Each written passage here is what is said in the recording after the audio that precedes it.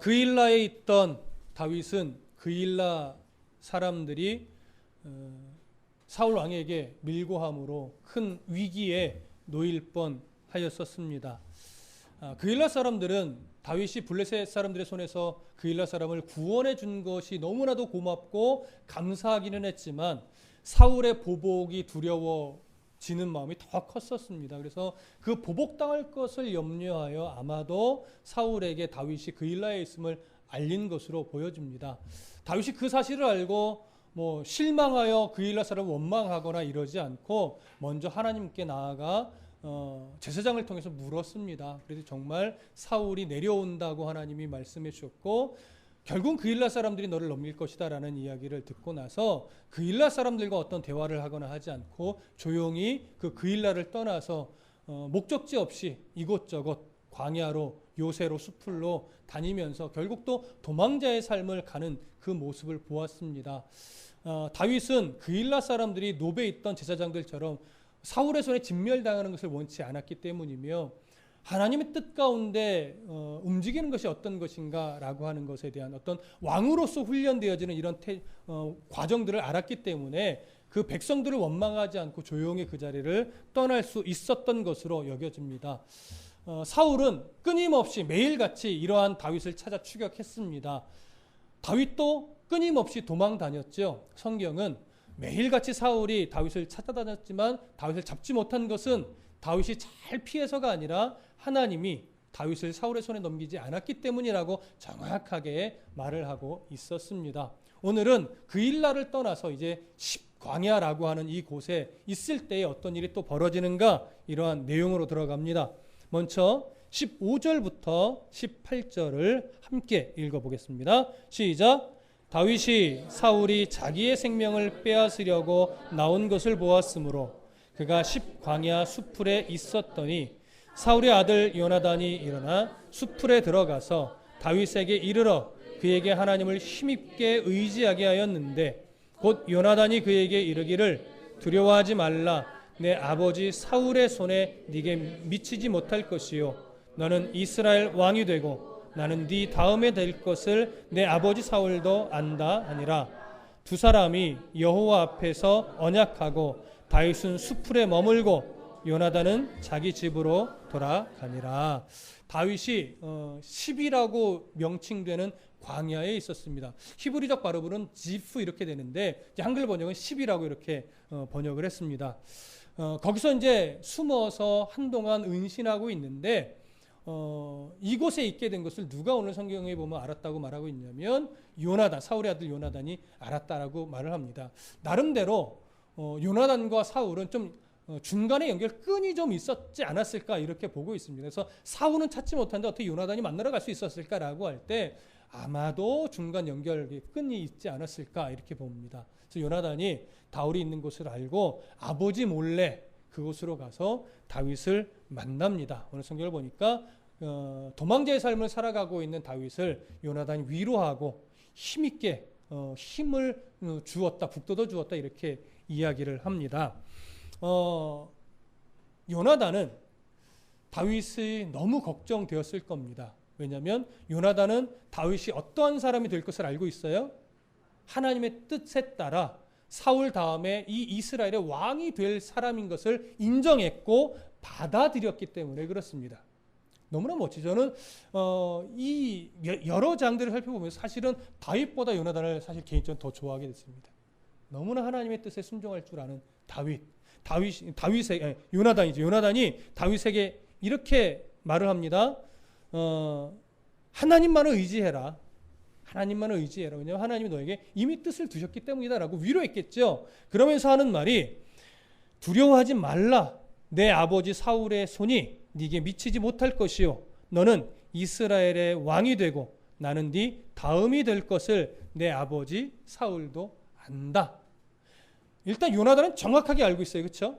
근데 이것을 누구도 안다라고 말해요? 아버지 사울도 안다라고 말해요. 그러면 사울이 안다는 얘기는 요나단처럼 다윗을 똑같이 인정해주고 그를 높여주고 하나님이 왕으로 세울 때까지 배려를 해주는 게 맞아요. 근데 사울은 어떻게 반응해요? 다윗을 죽여서 억지로라도 자기 왕권을 지켜내고 자기 왕권이 누구에게 이어져 가기를 원하는 거예요? 아들 요나단에게. 그러니까 하나님의 뜻을 알면서도 거절하는 거죠. 여러분, 우리가 처음 사울이 왕이 될 때의 모습을 보시면 어떤 모습이 있었죠? 감히 내가 어떻게 왕이. 그래서 광주리 뒤에 숨기도 하고 너무나 겸손했던 사울을 봅니다.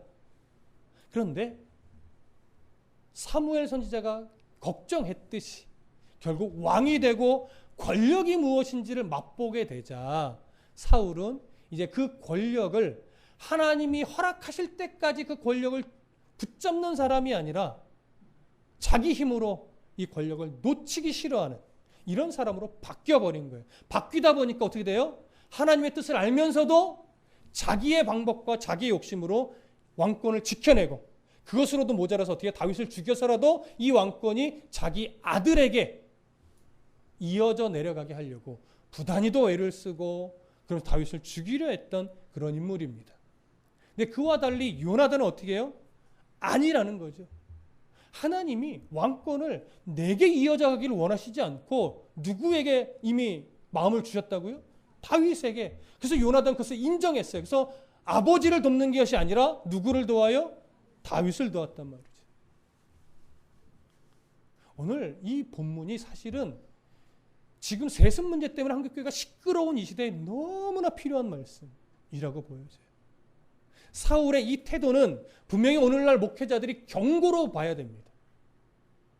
그리고 또 하나, 오늘날 이 요나단의 태도는 세습을 지당한 듯 받고 있는 많은 목회자들이 교훈으로 삼아야 되는 겁니다. 아버지의 목회를 아들이 물려받는 모습의 모든 내용이 다 틀린 건 아닙니다. 저는 개인적으로 정말 아무도 가기 싫어하는 시골 목회, 그걸 아들이 이어받아서 그 목회를 끝까지 이어가는, 아무도 가기 싫어하는 그 자리를 아들이 이어서 그걸 지켜내는 그 모습은 너무나 귀하다고 봅니다. 그게 틀렸다, 말도 안 된다, 그래도 이렇게 보지는 않습니다. 그러나 누가 봐도 이거는 아니다라고 하는 것이 자명한 게 참 많습니다. 그렇죠? 그런데 거기에는 왠지 모르게 사울과 같고 왠지 모르게 요나단 같지 않는 그 모습이 보여서 너무나 속상한 거죠. 할 수만 있다면 이 시대는 아무리 정당하고 옳다고 해도 그 세습을 안 하는 게 맞습니다. 왜? 이 모양 저 모양 하나님 앞에 하나님의 이름이 거룩하게 드러나는 형태가 아니기 때문에, 나만 옳아서 되는 것이 아니라 거기에 하나님의 이름이 아름답게 드러날 수 있느냐를 본다면 오히려 아무도 가기 꺼려는 시골 목회를 아들이 이어받는 걸 누가 손가락질할 수 있겠습니까? 근데 누가 보아도 저건 세습이고 저건 지 아들에 물려주고 싶은 것이고 누가 보아도 지 목회 편하게 하려고 아버지의 명성을 지가 끌어안는 것이라고 여겨진다면 그건 아무리 정당하다 하더라도 요나단처럼 여기는 내 자리가 아닙니다라고 사실은 그걸 받지 않을 수 있는 용기가 필요하죠. 사울의 모습은 경고가 되어야 될 것이고 요나단의 모습은 교훈이 되어야 되는 이 시대처럼 저는 여겨졌습니다. 여러분 기도 많이 해주십시오. 어느 교회 어느 목사 손가락질 하기 전에 하나님, 그 안타까운 모습들이 하나님의 이름을 자꾸 생채기를 냅니다.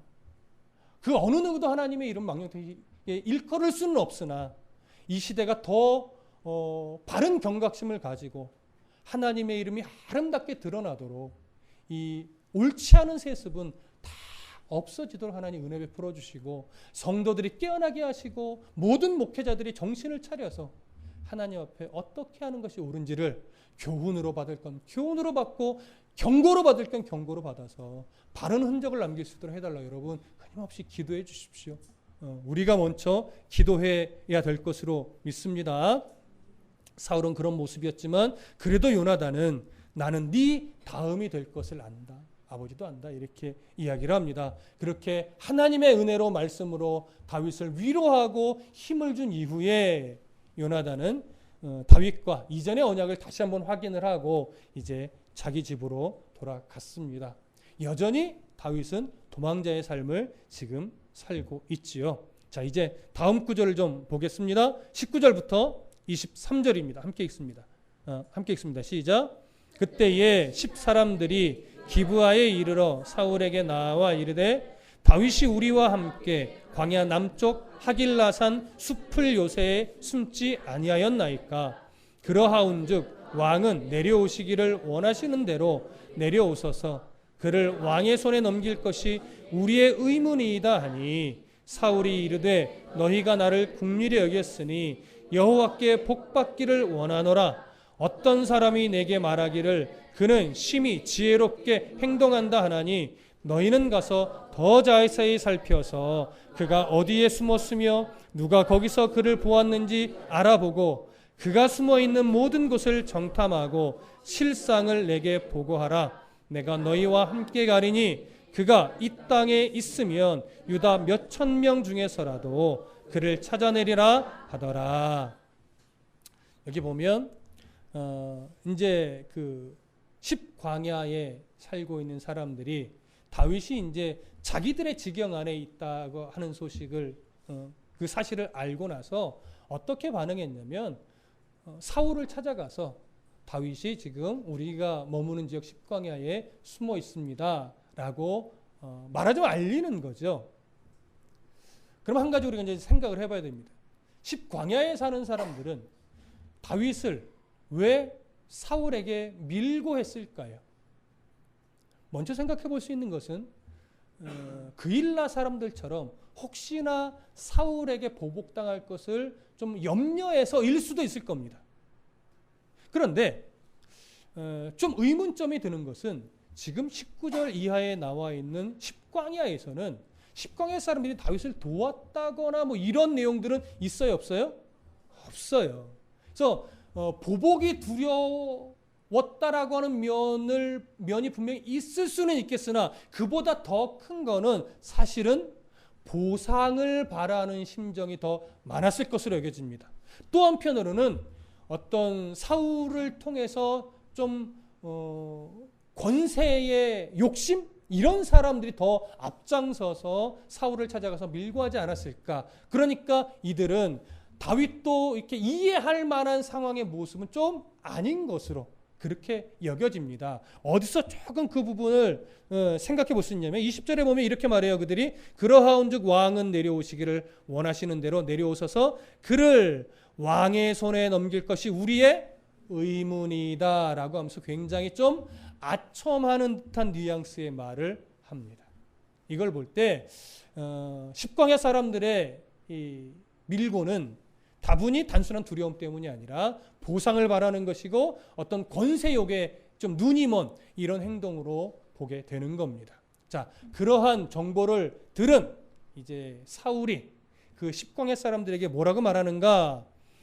21절 함께 읽어보시죠. 시작. 사울이 이르되 너희가 나를 긍휼히 여겼으니 여호와께 복받기를 원하노라. 자, 보십시오. 사울이 누구의 이름으로 10광야 사람들을 축복해요? 하나님이 축복할까요, 안 할까요? 지금 사울은 여호와의 이름으로 축복할 어떤 권한이 있을까요, 없을까요? 제사장 85봉을 싹 죽여버렸던 하나님이 세우려고 하는 왕을 누군지 알면서도 그를 잡아 죽이려고 하는 이 사울이 여호와의 이름으로 복을 빈다고요? 무슨 말씀인지 이해되십니까?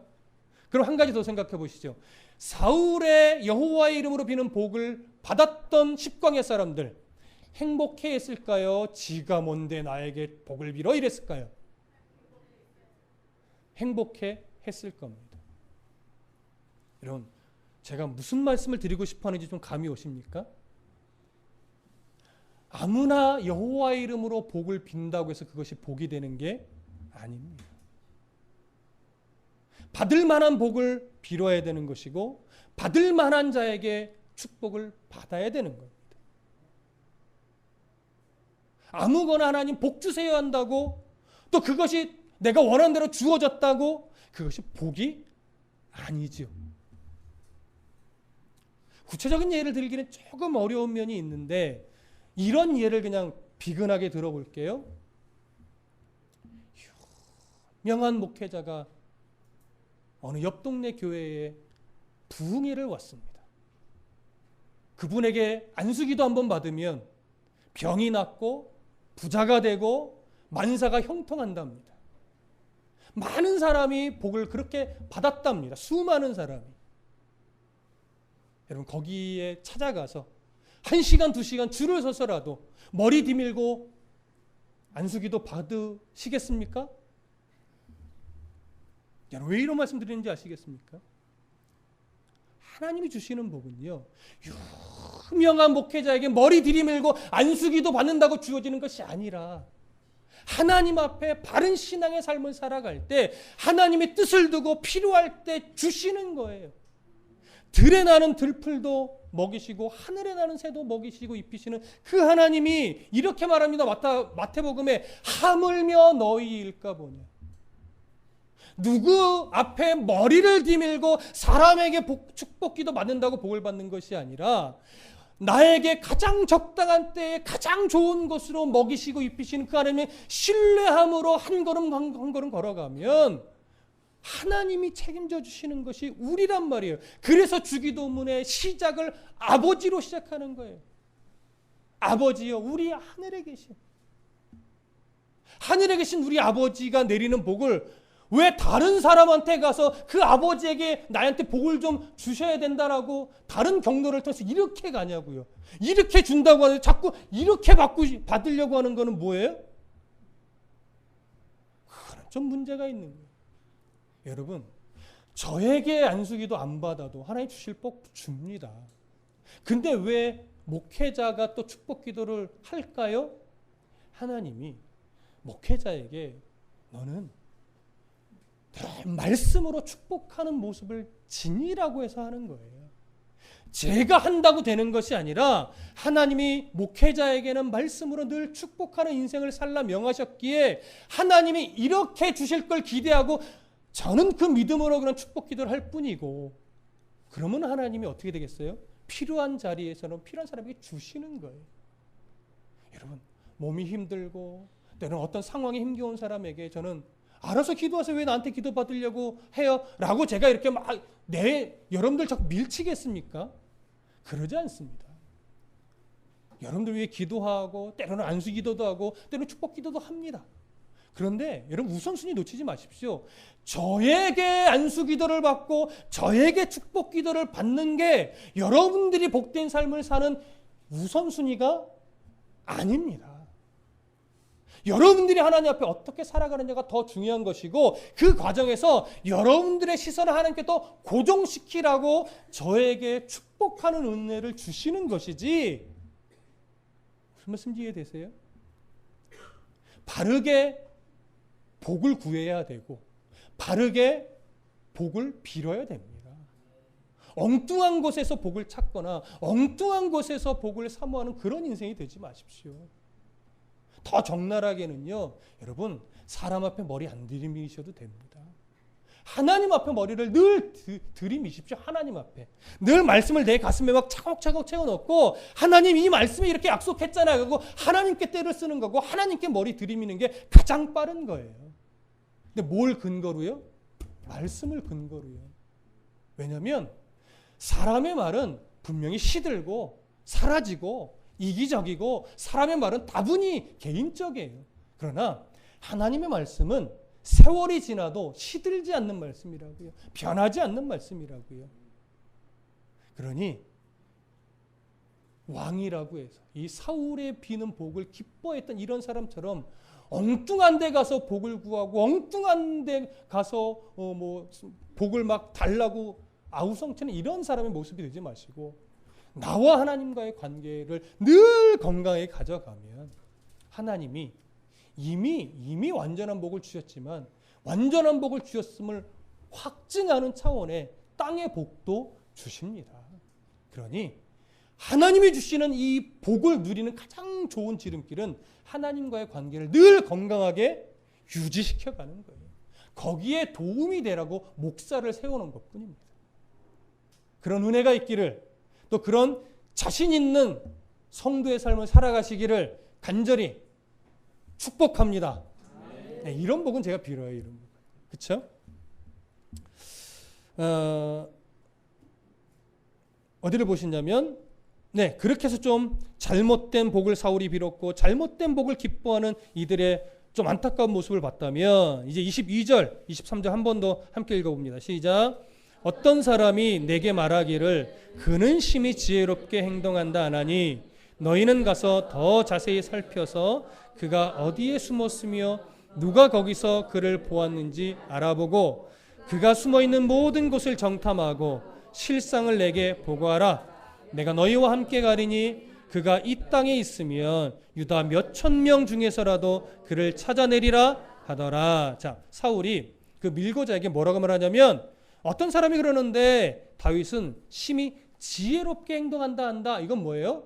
잘 숨는다. 아주 그냥 요리조리 잘도 피해간다 하니까 너희들이 빨리 가서 그들이 어디에 숨는지 잘 끝까지 살펴보고 정확한 위치를 누구에게 알려달라? 사울이 자기에게 알려달라. 계속 보고하라. 이 얘기를 하는 거예요.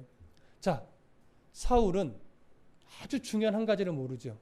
자기가 다윗을 못 잡는 것이 다윗이 잘 숨어서라고 생각하는 거예요. 근데 성경은 이미 뭐라고 말했어요?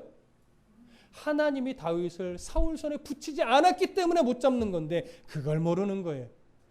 다윗이 잘 피해서 내가 못 잡으니까 니들이 잘만 보고해라. 니들이 정확한 보고만 해주면 내가 몇천 명 중에서라도 결국 다윗을 뭐하고 말 거야? 잡고야 말 거야. 정보만 좋으면 자기가 잡을 수 있다라고 지금 착각을 하고 있는 겁니다. 자, 24절부터 26절까지 읽습니다. 시작. 그들이 일어나 사울보다 먼저 시브로 가니라. 다윗과 그의 사람들이 광야 남쪽 마온 광야 아라바에 있더니 사울과 그의 사람들이 찾으러 온 것을 어떤 사람이 다윗에게 아라매. 이에 다윗이 바위로 내려가 마온 황무지에 있더니 사울이 듣고 마온 황무지로 다윗을 따라가서는 사울이 산 이쪽으로 가매 다윗과 그의 사람들은 산 저쪽으로 가며 다윗이 사울을 두려워하여 급히 피하려 하였으니 이는 사울과 그의 사람들이 다윗과 그의 사람들을 애워싸고 잡으려 함이었더라. 자, 24절에 보시면 그들이 일어나 사울보다 먼저 시브로 가니라 이렇게 말하고 있습니다. 여기서 말하는 그들은 누구예요? 바로 밀고자들. 십에 사는 사람들 중에 밀고자들이 사울보다 먼저 일단 빨리 내려간 거예요. 뭘 정탐하려고? 다윗의 경로를 어디에 숨어 있는지 빨리 정탐하려고 그렇게 내려가서 잘 살폈고, 그래서 다윗이 어디에 있는지 정확하게 그때그때마다 사울에게 알립니다. 그래서 사울이 추적해 오지요. 근데 다윗도 나름대로의 정보력이 있어서 사울이 어디까지 추적해 왔는지를 또 듣습니다. 그래서 사울은 추적하고 다윗은 피해서 숨는데 누구의 정보력이 더 많고 정확했을까요? 사울의 정보력이 더 많고 정확했습니다. 그래서 24절부터 26절의 내용은 결국 뭐냐면 사울은 추적하고 다윗은 끝내 피했는데 결국 다윗이 진퇴양난에 막다른 골목에 부딪혀서 이제 사울의 손에 잡히는 것은 시간 문제가 되는 상황에 놓였더라. 이것이 이제 26절의 결국의 내용입니다. 이제 위기죠. 근데 우리는 뭘 알아요? 하나님이 다윗을 사울의 손에 넘기지 않는다는 사실을 알아요. 그래서 이제 곧 붙잡힐 상황인데 역시 드라마처럼 그때 누군가가 찾아와요. 누가 찾아와요? 전령이 찾아오는데 27절부터 29절 함께 읽습니다. 시작.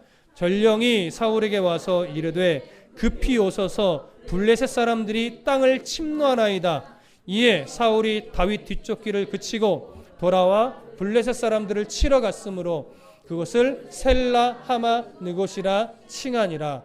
다윗이 거기서 올라가서 엔게디 요새에 머무니라. 자, 이게 보시면 이제 곧 붙잡을 수 있는 순간이 딱 다가왔는데 전령이 와가지고 알리는 소리가 뭐냐면 27절에 급히 오소서 블레셋 사람들이 땅을 침노하나이다. 여기서 말하는 이 침노하는 건 너무 급한 거예요. 그런데 어떤 어떤 상황과 비교를 좀 해보시냐면 그일라의 블레셋 사람들이 침공에 들어왔을 때는 사울이 알았는지 몰랐는지는 정확하게 모르겠으나 사울이 이 블레셋 사람들이 그일라에 침공했을 때는 꿈쩍도 했어요, 안 했어요? 안 했죠. 이때는 사울이 움직이지 않을 정도로 치명타라고 여기지는 않았던 것 같아요. 그저 경계선 근처에서 일어나는 조그만 전쟁이라고 여겼던 것 같습니다. 근데 지금 사울이 다윗이 눈앞에 있는데도 불구하고 이걸 포기하고 블레셋 사람과 싸우러 갔지요. 이 얘기는 결국 뭐예요?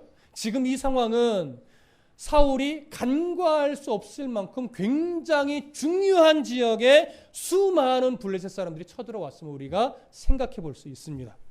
그래서 곧 붙잡을 수 있는데 이걸 못 붙잡고 사울은 다윗 잡기를 포기하고 블레셋 사람들한테 가서 전쟁을 하게 된 겁니다. 자, 그렇다면 그렇게 해서 사울이 군사를 이끌고 다윗이 있는 자리에서 떠나가자 그 자리를 오늘 성경이 뭐라고 불러요?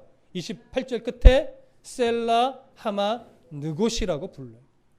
이런 주석이 있는 성경을 보면 이 셀라 하마 느곳을 뭐라고 설명을 합니까? 아마도 분리의 바위다. 이렇게 설명을 해놓은 주석이 많이 있을 겁니다.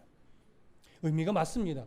그러면 분리의 바위라는 것을 좀 풀어서 설명하면 어떤 의미일까요? 하나님이 다윗과 사울의 사이를 분리시켜 놓은 자리다, 이런 의미겠죠. 결국 무슨 의미예요? 하나님이 다윗을 사울에게 넘기지 않으셨다라고 하는 의미가 됩니다. 다윗은 이런 경험들을 통해서 점차 어떤 하나님을 확고하게 알게 됐을까요? 자신을 지켜내시고 보호하시는 하나님의 손길, 하나님의 섭리, 이걸 더 깊이 경험하게 됐을 겁니다. 그러니 이런 경험들이 지금 차곡차곡 쌓여져 가고 있으니 그 인생의 과정 속에서 그가 하나님을 외면할 수 있을까요? 하나님의 책망을 그가 간과할 수 있을까요? 이런 경험들이 결국 그를 하나님께 집중하게 만드는 아주 중요한 경험들이 될 수 있었던 것입니다. 우리에게 중요한 것은 하나님이 자기 사람들을 어떻게 만져가시는지 우리가 이 과정을 통해서 간접적으로 경험하는 것입니다. 오전에 예배를 마치고 우리 전담이가 잠깐 그런 대화를 나눴었는데, 하나님을 알아간다는 것, 하나님께 복종하게 된다는 것, 말씀을 가까이 해도 때로는 말씀의 지식으로는 채워져 가나 삶이 참 안 바뀌는 이런 사람들이 있는데 도대체 언제 바뀔까요? 라는 어떤 그런 물음도 비슷하게 있었어요. 성경은 창세기부터 끝까지 내용을 볼 때요, 무엇을 우리에게 공통적으로 보여주냐면 하나님이 자기가 사랑하는 백성, 다윗이나 때로는 요나단이나 때로는 그 앞에 아브라함이나 야곱도 마찬가지고 성경에 나타난 신앙의 인물이라고 묘사된 수많은 사람들을 잘 보시면 하나님이 그들을 언제까지 만지셨을까요? 한 10년 딱 만지니까 확 바뀌더라? 성경에 이게 없어요. 아브라함도 100세가 훨씬 넘는 나이 때까지 끌고 가서 믿음의 조상이라고 하는 이런 사건을 만졌죠. 야곱은요, 130세 정도가 돼서야 비로소 애굽 지경 안에 들어와서 바로 앞에서 내 인생이 그렇게 힘겨웠으나 이제는 내가 하나님의 은혜로 살아갑니다라고 하는 그 믿음의 고백을 130세가 돼서야 했어요. 다윗도 결국은요, 끊임없이 왕이 된 이후에도 끊임없이 하나님의 만지심 가운데 언제까지도 제대로 된 철이 들지 않았냐면 밧세바 사건을 보세요. 그때도 온전한 신앙의 사람이 되지, 그때도 훈련의 과정이었어요. 지금은 왕이 될 때까지의 과정이라면 왕이 된 이후에도 끊임없이 만져가면서 끊임없이 하나님을 알아가게 합니다. 하나님의 섭리는 그렇습니다. 우리는 죽을 때까지 하나님을 배워가고 죽을 때까지 하나님을 경험하면서 어떤 하나님인지를 알아가는 겁니다. 오전에 드렸던 말씀처럼 젊었을 때는 죽음이 두려워서 하나님 앞에 어떤 삶을 살아가나 고민하지만 뭐가 더 두려워요? 지금 이대로 죽는 게 두려워요. 결혼 못하고 죽는 게 두렵고요. 부자 한번 되지 못하고 죽는 게 두렵고요. 큰 집 한번 못 사보고 죽는 것이 두렵고요. 내가 해외여행 가고 싶은 데 많은데 아직 여행 가볼 것도 많은데 그거 못 가보고 죽는 게 두렵기도 하고요. 뭔가 이 세상에 있는 그것 때문에 그냥 죽는 게 두렵기도 하고 목숨이 끊어진다는 것 때문에 두렵기도 합니다. 왜? 아직은 우리가 성숙한 신앙이 들어가지 않았기 때문에. 근데 성숙한 신앙이 들어가면 들어갈수록 죽는 게 두렵거나 이 세상에서 못 가져본 것 때문에 두렵거나 누려보지 못한 것 때문에 두려운 것이 아니라 뭐 때문에 두렵다고요? 하나님 앞에 내가 뭘 내세울 수 있지? 하나님 앞에 내가 어떤 성도다운 어떤 흔적을 살아왔는지 하나님 앞에 내어드려야 되는데 그게 너무 부끄러울 것 같은 거예요. 그것 때문에 두려워지는 거죠. 근데 그런 두려움을 가질 수 있는 건 결국 뭐냐면 수십 년, 20년, 30년, 40년, 50년, 60년, 7, 80년의 세월 속에서 결국 인생의 진짜 중요한 것이 무엇인지를 깨닫게 되니까 그 마지막에는 하나님 앞에 두려운 게 못 해본 거, 죽는 거 이것이 아니라 내가 하나님 앞에 어떻게 얼굴을 들지? 이게 두려워지는 거지. 다윗의 이 과정도 그걸 알아가는 과정입니다. 그것을 배워가는 과정입니다. 청년의 때 수없이 넘어져 보는 거 그거는요 어떻게 보면 필수 과정입니다. 청년의 때 넘어져 보고 청년의 때 하나님 원망도 해보고 청년의 때에 정말 세상 속에 한번 푹 빠져보기도 하고 일부러 빠지라는 얘기는 아니고요. 그런 과정들 거치게 된다 이거예요. 그 과정 속에서 뭘 경험해요? 나는 놨는데 나를 놓지 않으시는 그 하나님을 경험하고 보게 되는 거죠. 그러면서 조금씩 하나님 가까이, 조금씩 말씀 가까이, 조금씩 하나님이 기뻐하는 자리 가까이 오게 되면서 그 하나님이 원하시는 것이 무엇인지가 선명하게 보여요. 선명하게. 저는 그걸 가르쳐 드릴 수도 없고 알려 드릴 수도 없어요. 그저 저는 말씀이 이래요라고 전해드리면 그것이 여러분들의 심령 속에 심겨지겠죠. 그럼 지금 당장이 아니더라도 심겨진 그 말씀이 세월이 지나가며 인생의 풍파 속에서 이렇게 싹이 나서 그때 그게 이거야. 또 조금씩 싹이 나면서 그때 그건 이거야. 하면서 언젠가 자라서 열매를 맺고 꽃이 피고 그렇게 이제 인생이 이거군요. 이제 하나님이 어떤 하나님인지 알겠고 내가 그 하나님 앞에 도대체 어떻게 얼굴을 들까요 하면서 정말로 신앙의 철까지 딱 들면 어디 갈까요? 그때는 천국 가는 거예요. 자, 아직 천국 안 가셨잖아요. 아직도 철 들으셔야 되는 거예요. 죄송합니다. 어른 여러분. 우리는 아직 철이 안 들었습니다. 그래서 아직 하나님이 안 부르십니다. 조금 더 철이 드십시다. 예. 집사님은 조금만 더 드시면 돼. 나는 몰라요. 그 철이 어느 만큼인지. 우리는 저와 여러분들은 아직도 멀었습니다. 아직도 멀었습니다. 많이 훈련되어지고 많이 경험하면서 더 깊이 하나님 만나 철이 충분히 들면 하나님이 이제 됐다. 그러시겠죠. 그렇게 하나님이 우리를 부르실 때까지 이 믿음의 경주 다윗처럼 한 걸음 한 걸음 하나님을 경험해 가면서 그렇게 주님 가까이 나아가시기를 간절히 축복합니다.